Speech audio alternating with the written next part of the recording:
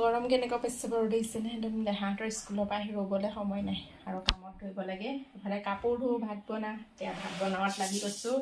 দেখিছে নহয় এতিয়া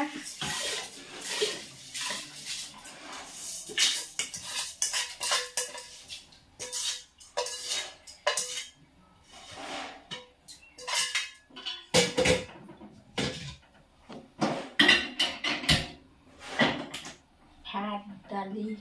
গৰমত সিজি বনাব লাগে আৰু দেহাহঁতৰ স্কুলৰ মিটিং এখন আছিলে কৈ আছোঁ বাৰু কেলৈ কিহৰ মিটিং আছিলে সিহঁতৰ স্কুলৰ পৰা আহি দেখিলে নহয় ভাত বনালোঁ আকৌ ইয়াত দেখিছে নহয় 1 গুৰি 2 চিকাৰ দি দালিতে বুট দি দিছোঁ এনেধৰণে বইল কৰেনে আপোনালোকে আৰু এয়া মই বইল কৰিছোঁ মানে এইটো ভাজিব লাগিব আলু দি সেইকাৰণে একেলগে বইল কৰি লৈছোঁ তাৰপিছত আকৌ মাইকী মানুহৰ ৰ'দ হ'ল গৰম হ'ল কথা নাই নহয়নে তাৰপিছত দেখিছেনে চটৰ ওপৰত আহিলোঁ এনেকুৱা ৰ'দ দিছে নহয় মুখখন ঢাকি লৈছোঁ ক'লা যদিও আৰু অকণমান ভয়ো লাগে নহয় ৰ'দলৈ তাৰপিছতে এয়া কাপোৰ মেলি লৈছোঁ লৈ পেলাই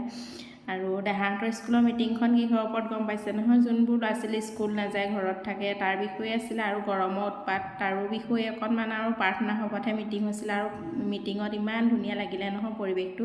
আৰু ভাবিলোঁ আপোনালোককনো নেদেখুৱাকৈ পাৰিমনে মই বাৰু সেইকাৰণে আৰু দেহাহঁতৰ স্কুলৰ প্ৰাৰ্থনা সভাখন দেখি ইমান ভাল লাগিছে সিহঁতি প্ৰাৰ্থনা কৰি আছে আৰু কেনেকুৱা পালে লাষ্টত কমেণ্ট কৰি ক'বচোন দেই আপোনালোকে